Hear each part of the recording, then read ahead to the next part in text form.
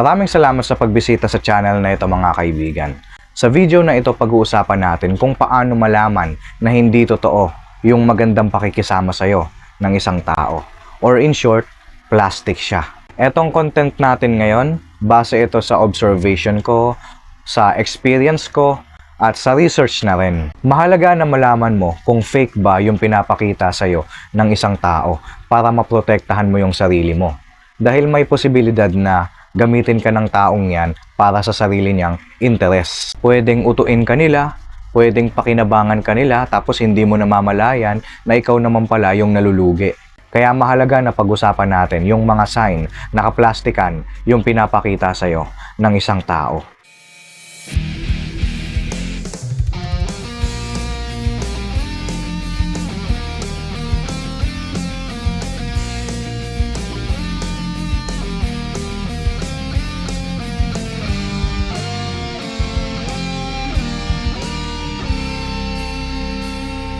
Okay, simulan na natin. Isa sa mga sign na plastic ang isang tao, inconsistent siya sa pagtrato sa kapwa. Pwedeng maging maganda yung trato niya sa'yo. Kaya iisipin mo na mabait siya, mabuting tao siya. Maganda kanya itrato. Siguro dahil meron siyang nakukuha sa'yo. Siguro dahil marami kang pera, mayaman ka. Siguro dahil gwapo ka, maganda ka.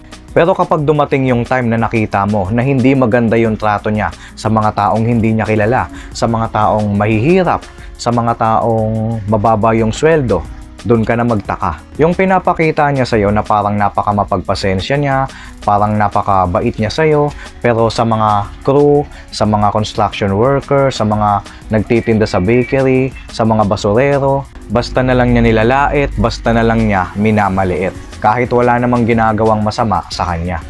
Kapag ganyan, dun ka na mapapatanong na, bakit sa amin maayos naman siyang makisama, maayos naman yung trato niya sa amin, pero sa iba, sa ibang tao, kakaiba yung trato niya, hindi talaga tama. Isa yan sa mga sign na plastic yung taong yan. Next sign na plastic ang isang tao, mga John Michael.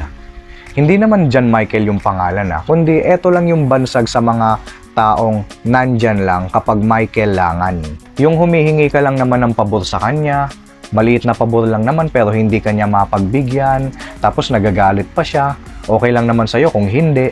Pero mapapansin mo na napakarami niyang dahilan para lang matanggihan ka. Pero kapag makakakuha siya ng pabor, napakabilis niya. Lagi siyang nandyan. Halimbawa sa trabaho, may kisuyo ka sa kanya para mapadali yung trabaho niyo bilang team. Pero ayaw niyang nahihirapan. Di bali nang mahirapan kayo, wag lang siya. Pero pagdating sa librihan, pagdating sa outing, lagi siyang nandyan. Lagi siyang late pagdating sa mga mabibigat na gawain. Pero kapag katuwaan, librihan, pasyalan, kasiyahan, siya pa yung nangunguna. Siya pa yung pinaka-excited. Kapag may mabibigat na sitwasyon, may mabibigat na problema, lagi siyang nawawala, akala mo laging tumatakas. Pero kapag chismisan, pero kapag meron siyang kailangan, lagi siyang nandyan. Next sign na plastic ang isang tao, masyadong makwento tungkol sa ibang tao. Kapag ang isang tao, masyado niyang binobroadcast yung pagkakamali ng iba't ibang tao, masyado siyang makwento tungkol sa mga ayaw niya sa iba't ibang tao, hindi malayo na ganyan din ang sinasabi sa'yo, na ganyan din ang ginagawa niya sa'yo kapag nakatalikod ka. Mapapansin mo naman yan sa isang tao Magtataka ka, mapapatanong ka kung bakit ganyan siya. Bakit puro iba't ibang tao yung bukang bibig niya palagi. Samantalang yung mga pagkakamali niya, hindi niya nakikita. Kapag ganyan ang isang tao, mag-ingat ka. Huwag ka basta-basta magtitiwala sa mga ganyan. Pwede niya namang sabihin ng direkta sa isang tao kung ano yung mga hindi niya nagugustuhan sa taong yon.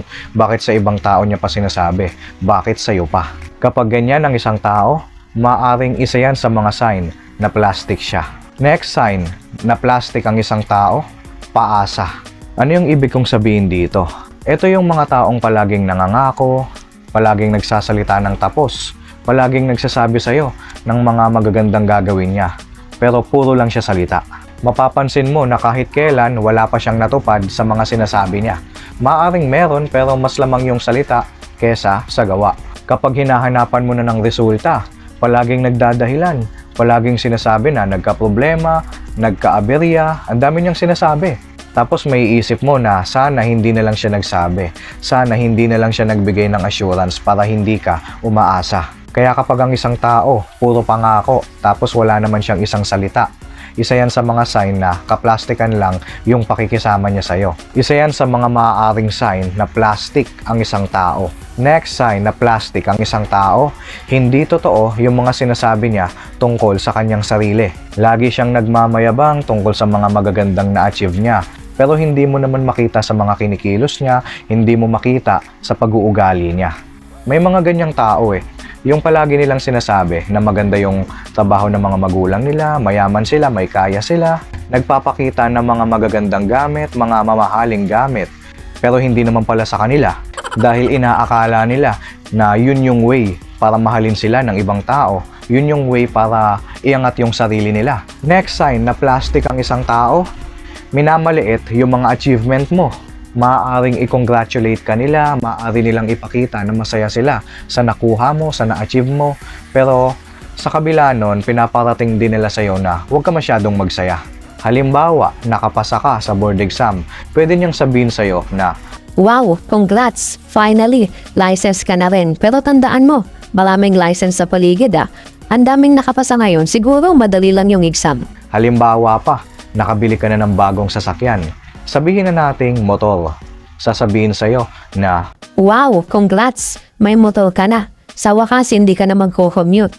Second hand lang yan, no? O kaya, mura lang yan, kaya mo nabili.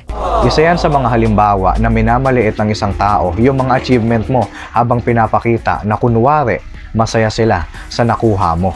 Kapag ganyan ang isang tao, isa yan sa mga sign na hindi totoo o kaplastikan lang yung pinapakita niyang pakikisama sa'yo. Yun yung mga sign na plastic ang isang tao. Sa totoo lang, napakarami pa nila.